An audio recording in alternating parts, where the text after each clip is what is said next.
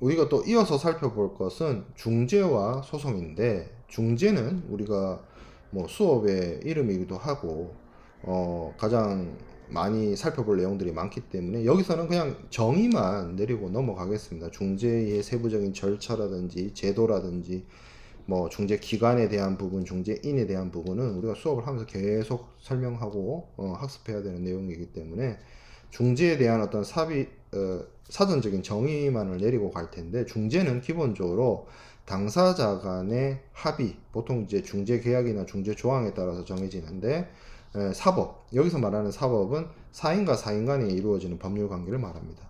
그런 사인과 사인 간의 법률 관계에서 발생하는 어떤 분쟁을 법원의 판결에 의하지 않고 제3자인 중재인을 선정을 해서 중재인의 판정을 통해서 그 판정에 복종함으로써 분쟁을 해결하는 자율적인, 국가의 개입이 없는 자율적인 분쟁 해결 제도입니다.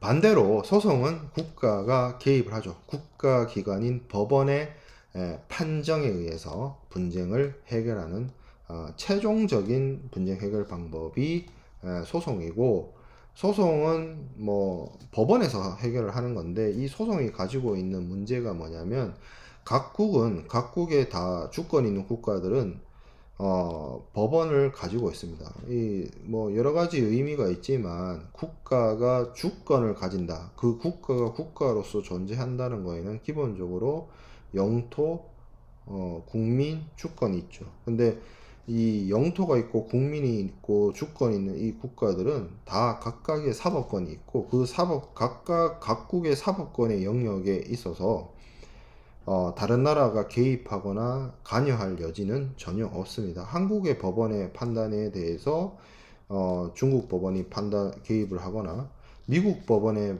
판정에 대해서 일본 법원이 개입을 하거나, 이런 일은 일어날 수가 없죠. 각국의 그 국가의 고유의 법이 있고 법 체계가 있고 법 간섭이 있기 때문에 거기에 따라서 법원이 판단을 내리는 것이고, 그렇다 보면 그러한 각국의 법원이 내리는 판정이나 판결은 그 나라의 주권, 그 나라의 영역 내에서만 효력을 발휘하는 경우가 많아요.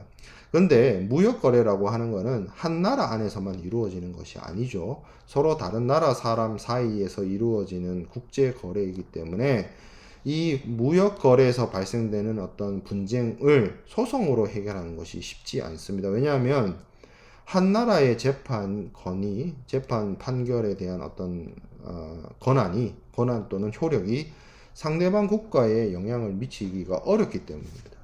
뭐 이것과 관련해서 그 A라는 국가 또는 B라는 국가 사이에서 이러한 법적인 분쟁 해결에 대한 재판 관할이 확장되어 있거나 협의가 되어 있거나 상호주의를 바탕으로 효력을 인정하고 있으면 상관이 없으나, 그러기가 쉽지 않아요.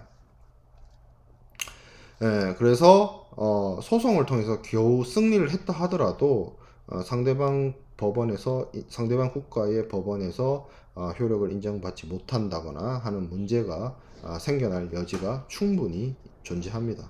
그리고 소송은 우리가 법원이란 걸 여러분들이 알다시피 한국의 법원, 보통의 많은 국가의 법원이 3심제를 채택을 하고 있죠. 지방법원, 고등법원, 대법원, 한국 기준으로.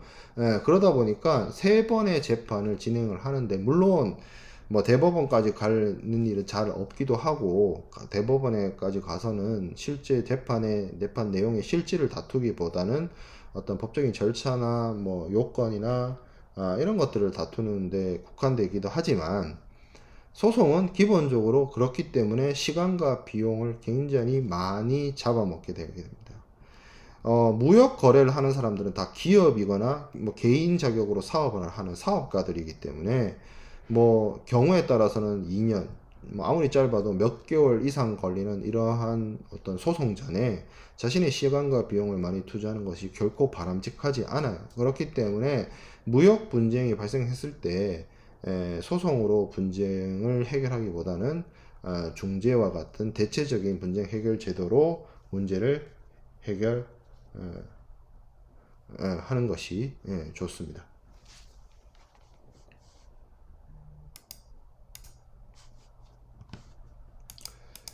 자, 그래서 소송과 중재를 비교를 해보면, 소송은 주로, 이제 민사 분쟁만 다루는 것이 아니라, 뭐 형사라든지, 뭐 행정, 그러니까 국가기관의 행정에 대한 부분도 소송할 수 있어요. 그러면 이제 보통 그 국가와, 보통 이제 그 국가에서 실제 행정 업무를 한 부서가 되겠지만, 뭐 행정소송이라고 하거든요. 행정소송을 할 수도 있고, 뭐 선거와 관련된 소송도 할 수 있고, 뭐 가정법원도 있죠. 이혼과 관련된 거, 뭐 그런 것도 있을 수 있고. 근데 이제 중재는 보통 이런 형사소송이나 뭐 범죄자와 관련된 내용을 중재로 한다 그러지 않아요.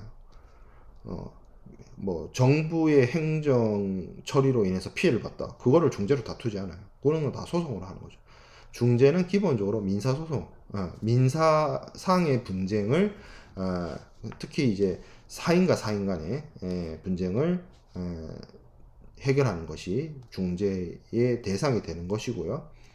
뭐 소송을 하려면 기본적으로 뭐 소송을 할 수 있는 당사자여야 할 것이고, 그것이 이제 관할 법원에 소송을 제기하게 되는데, 중재의 경우에는 좀 더 까다롭다고도 볼 수 있는 게, 중재로 양 당사자가 분쟁을 해결하려고 한다면 반드시 중재 합의 내지는 중재 조항 내지는 중재 계약이 있어야만 해결을 할 수가 있습니다. 그리고 효력은, 소송은 뭐 이것이 3심이 되든 아니면 1심, 2심에서 판결이 내려지고 거기에 대해서 항소가 이루어지지 않아서 최종적으로 확정이 되게 되면 양 당사자를 구속하고, 그리고 확정력이 생기고, 이 재판과 관련된 내용을 다시 다투지를 못하고, 그리고 그 판결에 의해서 어떤 공적인 집행력이나 아니면 사적인 권한의 어떤 형성이 이루어지게 되는, 효력을 발휘하게 되는데요. 중재는 이러한 법원의 확정 판결과 동일한 효력을 가지게 됩니다. 근데 예를 들어서 이런 거 있죠. A가 B에게 100만 원을 갚으세요 라고 했을 때 법원에서 그런 판정이 났다면, 그 판정을 바탕으로 강제 집행을 하면 되거든요. 뭐 경찰을 이용을 하든 뭐 은행을 이용을 하든 해서. 근데 중재는 굉장히 그 사인이라고 할 수 있는, 국가기관이라고 할 수가 없는 어떤 중재인이 내리는 판정이기 때문에, 중재인이 그러한 뭐 100만 원을 내세요, 받으세요 이런 걸 결정을 했다라고 해서 그걸 바탕으로 어떤 강제력을 행사할 수 있는 것이 아니라, 강제 집행 시에는 중재 판정문을 들고 법원에 가서 법원이 집행 판결을 해줘야 됩니다. 물론 법원이 이걸 집행 판결을 해주는 거에 대해서 뭐 이게 문제가 있을 때 공소양속 위배가 있는지 뭐 이런 거는 뒤에서 얘기를 하겠지만, 기본적으로 어떤 강행력, 강제력을 행사를 할 때는 중재 판정문을 바탕으로 법원에 가서 법원의 어떤 집행 판결이 필요하다는 차이점은 있으나, 소송이든 중재든 그 소송의 판결 혹은 중재의 판정이 최종적인 양 당사자를 구속하고 다시 다툴 수 없는 어떤 확정력을 가진다는 측면에서는 동일한 효력을 가집니다. 자, 절차적인 측면에서는 소송은 3심 제도로 인해서 복잡하고 시일이 많이 걸리고, 중재는 단심제입니다. 간단하게 이루어지죠. 그러다 보니까 경비적인 측면에서 소송이 변호사의 비용이라든지 뭐 이런 것들이 많이 과도하게 발생할 수 있고요. 중재도 돈이 듭니다. 중재 공짜로 진행되는 거 아니에요. 대한상사 중재원의 경비를 부담을 해야 되는데, 이 중재 비용을 부담을 해야 되는데, 아무래도 시간이 짧고 단심제다 보니까 상대적으로 저렴을 합니다. 근데 이 경비와 절차 같은 것도 굉장히 상대적인 거예요. 상대적이란 말이 뭐냐면, 예를 들어서 내가 소송을 하는데 국선 변호사를 써요. 그리고 뭐 보수도 되게 낮은 변호사를 써요. 그리고 중재를 할 때 내가 직접 중재를 하기도 하지만 변호사를 선임을 해서 법률 대리인으로 삼을 수도 있거든요. 근데 중재를 진행하는데 법률 대리인으로 삼았는데 이 사람이 되게 비싼 변호사예요. 그러면 3심까지 하는 동안에 들어가는 변호사 비용보다 단심제라도 굉장히 비싼 변호사를 쓰게 되면 중재가 돈이 더 들 수도 있어요. 상대적으로. 예. 그러니까 이거는 대체적으로 소송이 오래 걸리고 삼심을 하니까 비용이 많이 걸릴 수밖에 없다는 거지. 경우 내가 중재함에도 굉장히 비싼 변호사를 갖다 붙인다. 그러면 돈이 더 들죠. 이건 굉장히 상대적인 내용이다. 자, 그리고 판정에 있어서도 소송은 법원이 판단합니다. 법원이 판단한다는 거는 판사가 판단 안 하는 거죠. 그래서 이 판사들이 보통 굉장히 공부를 많이 했고, 요즘에는 뭐 사법시험으로 판사가 되는 것이 아니라 변호사 시험을 거쳐서 그 변호사 중에서도 우수한 사람들이 이제 판사가 되는데, 아무래도 법률적 지식이 뛰어나고 그리고 오랜 재판 경험이 있고, 그걸 바탕으로 이제 법률적인 판정과 판결을 내리는 것이고, 중재는 판사가 하는 게 아니에요. 중재인을 선정을 해서 그 중재인이 이제 중재 판정을 내리는 것인데, 물론 중재인 중에 3인 중재인, 3인 중재, 그 3인 중재를 진행하는 중재 판정부라고 했을 때, 그 중재 판정부 중에 한 명 정도, 최소 한 명 정도는 변호사나 법률 전문가를 배치를 하는 경우가 거의 대부분입니다. 그렇다 하더라도 3인 중에 양쪽 전문가, 양쪽 중재인이라든지 뭐 한 명 내지 두 명 정도는 법관이 아니라, 법률 전문가가 아니라 그 중재가 이루어지는 분야, 예를 들어서 무역 분야라면 뭐 무역과 관련해서, 아니면 뭐 공급 계약과 관련해서 라면 그 제품과 관련돼서, 아니면 건설 계약과 관련돼서라면 뭐 건설과 관련된 전문가라든지, 이런 해당 그 분야의 전문가를 선정을 해서 그 분야에 굉장히 고도의 지식을 갖춘 전문가를 통해서 합리적인 판단을 받아낼 수 있다는 측면에서 차이가 더 있을 수 있습니다. 자, 그리고 소송은 공판주의입니다. 공판이라는 게 공개주의가 원칙이에요. 쉽게 말해서 우리 소송 같은 거 하면 여러분들 법원에 그 뒤에 구경이라고 해야 되나? 뭐 아무튼 이렇게 이렇게 참여할 수 있어요. 여러분들 가서 구경해 볼 수 있고, 소송이 어떻게 진행되는지 볼 수 있는. 그래서 소송은 공개성이 원칙입니다. 하지만 중재는 아주 외부의 사람이 들어갈 수가 없게 되어 있는 비공개주의가 원칙이에요. 그리고 나중에 여러분들이 법제처가 아니라 그 법원의 판례 같은 것은 다 공개됩니다. 여러분들이 사이트에 판례 정보 검색을 해보면 한국의 지방법원, 고등법원, 대법원에서 내린 판결문을 다 볼 수가 있어요. 다 찾아서 다 어떤 내용으로 당사자들이 다퉜고, 재판부는 어떻게 이거를 고려했고 판결했고 판정했다는 내용들을 다 확인해 볼 수 있어요. 근데 중재의 경우에는 그 중재 판정문이나 중재 절차와 관련된 내용들을 비공개가 원칙입니다. 공개하지 않는 게 원칙이에요.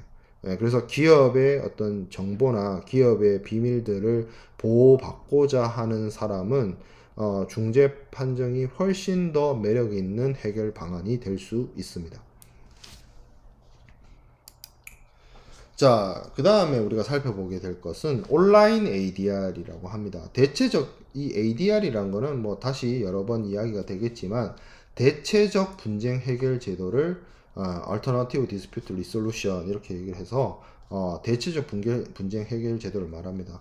뭐 조정이나 중재가 대체적 분쟁 해결 제도이죠. 그래서 뭐 이것도 교수님들마다 조금 다른데, 소송 뺀 나머지 제3자가 개입한 분쟁 해결 방안은 다 ADR이다라고 하기도 하고, 소송과 중재를 뺀 나머지가 대체적 분쟁 해결이다라고 이야기하는 경우도 있어요.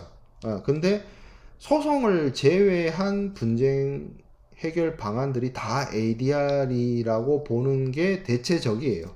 대체적입니다. 그래서 대안적 분쟁 해결, 대체적 분쟁 해결이라고 하는데, 소송을 제외한 나머지, 그러면 이제 알선, 조정, 중재 이런 것들이 해당이 되죠. 이런 것들이 ADR인데, 이거를 온라인으로 진행하는 거예요. 오프라인이 아니라. 그래서 온라인 ADR 이렇게 해서 ODR 이렇게 얘기를 합니다. 그래서 인터넷을 통한 가상 공간에서 시공간의 제약 없이 이루어지는 대체적 분쟁 해결 제도를 온라인 ADR ODR 이렇게 이야기를 하고 있습니다.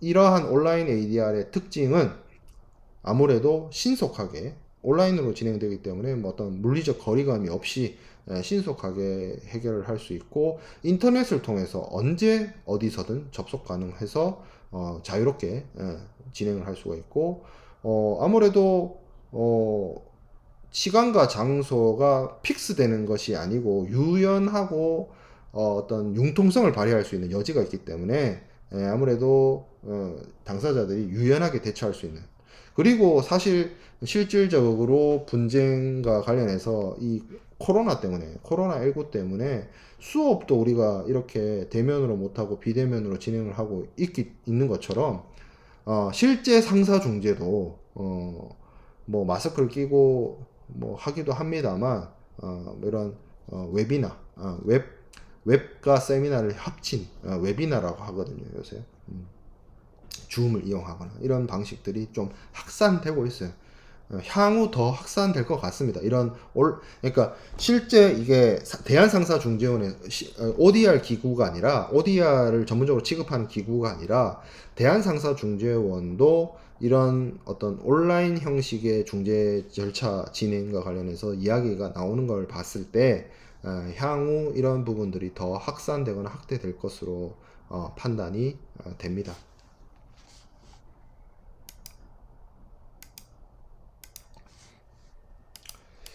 자, 이 ODR, 온라인 ADR이 기존의 ADR과 가지는 차이점은 뭐 주 분쟁 해결 수단이 오프라인으로 장소에서 어느 특정 장소에서 만나가지고 해결하는 것이 아니라 전자적 수단을 쓰는 거죠. 정보통실 기술을 이용해서 네트워크나 뭐 전자정보 처리 장치들을 사용을 하는 거죠. 그래서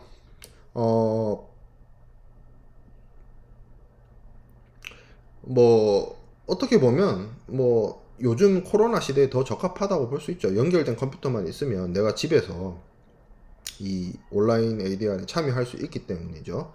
그리고 시간 제약 있을 수 없습니다. 그리고 반드시 동시에 접속할 필요도 없어요.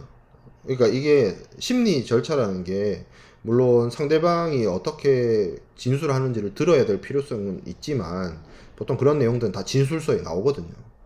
상대방의 주장이나 이런 것들은. 그렇기 때문에 뭐 상대방이 꼭 동시에 참여, 그러니까 양 당사자, 제기자와 피제기자 양쪽 다 이런 것들을 동시에 리얼하게 리얼타임으로 만나서 진행하는 것이 아니라 뭐 따로따로 진행할 수도 있는 부분이고, 그리고 그러다 보니까 뭐 분쟁과 관련돼서 서로 감정을 상할 이유가 없어지기도 하고요. 그리고 이게 아무래도 대한상사중재원의 장소를 빌리게 되면 장소와 관련된 뭐 이런 문제나 비용도 있는데, 그런 것들을 매우 저렴하게 이용할 수 있기 때문에 문제가 장점이 문제가 아니라 장점이 있습니다. 근데 이게 이제 그 한 가지 문제점이 뭐냐면, 여기서 파생되는 문제점이 뭐냐면, 이 온라인 ADR이 오프라인 ADR과 동일한 효력을 가지느냐 예요.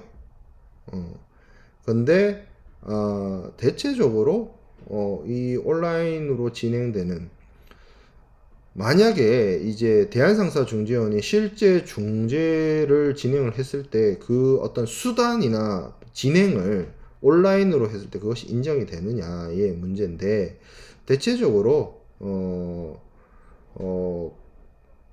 그렇게 되는 경우에 중재 판정과 동일한 오프라인 중재 판정과 동일한 효력을 가진다라고 보는 것이 타당한데, 전문적인 ODR이 있어요. 전문적인 ODR.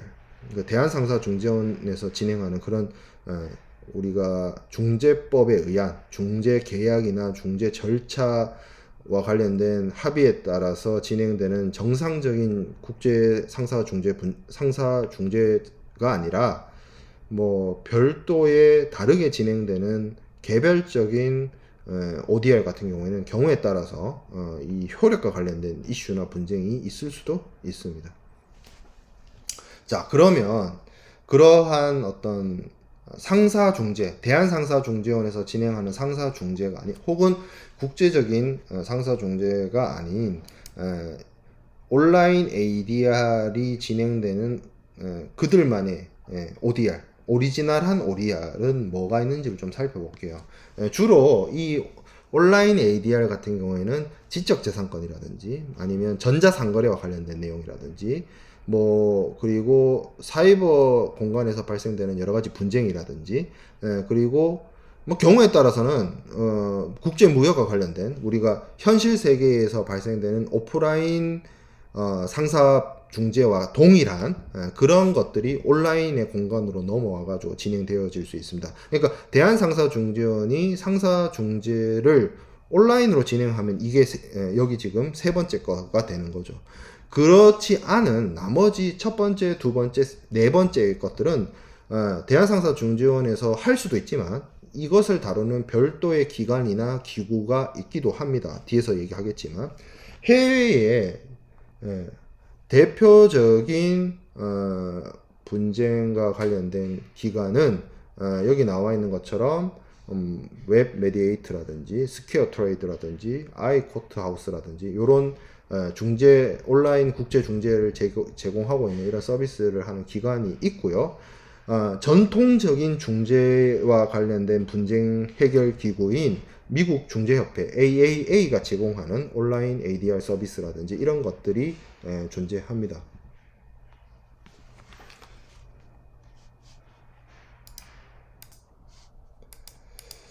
자, 국내에 대한상사중재원이 아닌 전문적인 온라인 ADR을 운영하는 기관을 좀 살펴보겠습니다. 대표적으로 ICT 분쟁 조정 지원 센터라는 데가 있습니다.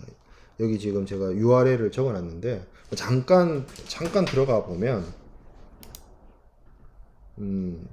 보이는지 모르겠는데 이겁니다. 한국인터넷진흥원에서 지원을 하는 ICT 분쟁 조정 지원센터라는 곳의 사이트고요. 여기에 이제 전자문서, 전자거래와 관련된 곳이 분쟁을 해결하는 곳이 있고요. 그래서 여기서 조정 신청해가지고 진행을 할 수가 있고요. 그렇죠.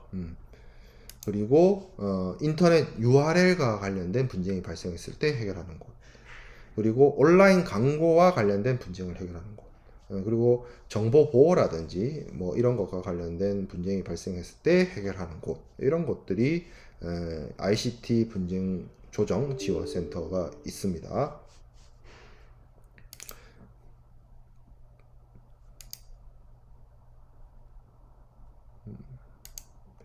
자, 그리고 그 외에도 개인정보와 관련된 문제, 그리고 휴대폰 결제와 관련 거, 그렇죠? 요새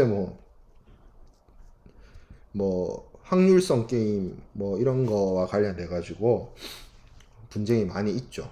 근데 이제 확률성 분쟁도 분쟁이고 그런 제가 얼핏 이렇게 뉴스를 이렇게 흘려 보다가 그런 것도 봤는데 초등학생이 어머니 핸드폰을 이용을 해서 BJ한테 얼마를 1억을 썼다 어쨌다. 휴대폰으로 어떻게 1억을 쏘지? 그 누적이겠죠. 한 번에 썼다는 게 아니라 그런 분쟁이 발생했을 때 그걸 해결하는 그런 역할을 수행하는 센터도 있고, 컨텐츠 아무래도 이제 아무래도 제가 여러분들 나이 때 2000년대 초반에 대학에서 공부하던 때와 지금의 시대를 비교하면 가장 많이 달라졌죠. 정말 많이 달라졌죠. 근데 가장 달라진 것들 중에 하나가 이 지적 컨텐츠, 지적 재산권에 대한 분위기입니다. 옛날에는 당연히 게임이라든지 소프트웨어 관련해서 불법 복제를 많이 애용하는 경우가 많이 있었는데, 저도 게임을 굉장히 좋아하고 게임을 많이 합니다만 거의 다 돈 주고 플레이를 하거든요. 저는 우리나라 회사, 한국 회사 넥슨이라든지 NC 게임을 안 하긴 합니다만 주로 이제 플레이스테이션이나 스팀으로 게임을 구매를 하는데, 그리고 꼭 게임이 아니더라도 영화, MP3 음원 같은 경우에도 제가 어렸을 때는 불법 복제 되게 많았어요. 근데 요즘에는 뭐 멜론이라든지 진이라든지 벅스라든지 그런 데서 음원 스트리밍을 돈 주고 듣죠. 거의 대부분이. 그리고 뭐 영화나 드라마, 뭐 다큐멘터리 이런 컨텐츠도 요새 가장 뜨겁고 핫한 게 이제 유튜브 아니면 OTT, 넷플릭스라든지 뭐 왓챠라든지 뭐 디즈니 플러스라든지 뭐 그런 거 아직 국내에 안 들어오긴 했지만 뭐 국내에도 이제 뭐 웨이브라든지 티빙이라든지 이런 그 컨텐츠와 관련된 어떤 이게 이제 전통적인 무역은 아니죠. 전통적인 무역이라고 한다면 우리가 눈에 보이는 물건, 제품, 상품 이것을 판매하는 건데 게임이든 음악이든 영화든 이런 거는 눈에 보이는 어떤 물건이라기보다는 디지털 정보, 물론 0101 그 디지털 정보를 이제 전송하고 받고 하는 그런 어떤 스트리밍이라든지 뭐 그런 서비스를 하는 건데 그런 것과 관련된 컨텐츠와 관련된 컨텐츠도 수출 수입 많이 하죠. 예. 문화 상품이라는 걸 수출을 하잖아요. 눈에 보이지 않는 무형물입니다. 전자적 유체물, 전자적 형태의 무체물, 전자적 형태의 무체물이라고 하는 것을 이제 거래를 수출입을 하게 되는 건데 그런 것들과 관련된 분쟁이 발생했을 때 이를 조정하기 위한 컨텐츠 분쟁 조정위원회도 있습니다. 이런 곳들에서 이제 ODR 일종의 ODR을 진행을 하는 것이죠. 자, 그래서 이번 주 수업과 관련된 내용들이 이제 다 진행이 되었습니다. 뭐, 첫 주, 2주차, 3주차, 사실은 뭐, 조금 분량을 그렇게 많이 하진 않았어요. 2주차, 3주차는. 여러분들도 뭐, 워밍업이 필요하다고 생각이 들었기 때문에, 이제 다음 주부터는, 상사 중재와 관련된 이제 본격적인 내용을 우리가 학습을 하도록 하겠습니다. 그래서, 내용과 절차에 대해서 상사중재에 대해서 이제 하나하나씩 이제 배워갈 것이고, 처음은 이제 클레임과 클레임을 이용한 어떤 분쟁 해결에 대한 여러 가지 방법들에 대해서 오늘은 특히 오늘은 학습을 했습니다. 그래서 그런 것들을 위주로 좀 살펴보면 되고 지난 주에는 이제 과제가 없었는데 이번 주는 과제를 하나 낼 생각이에요. 그래서 어떤 거를 과제를 하느냐? 뭐 예상을 하는 사람도 있겠지만 소송과 중재에 대해서 한번 차이점을 A4 반 페이지 정도 A4 한 페이지가 아니라 반 페이지 정도 분량으로 여러분들이 한번 정리를 해서 과제 그 LMS에 과제 그 카테고리를 제가 오픈을 할 거예요. 거기다가 업로드를 하면 됩니다. 너무 부담을 가질 필요 없고 소송과 중재에 대한 차이점은 계속 지속적으로 뭐 이야기되는 부분이기 때문에 한번 여러분들이 정리를 한번 해보면 될 것 같습니다. 이렇게 해서 수업은 이번 주 수업은 마치고 다음 주부터 이제 본격적으로 제대로 우리가 상사 중재에 대해서 학습을 해 보도록 하겠습니다. 수고했습니다.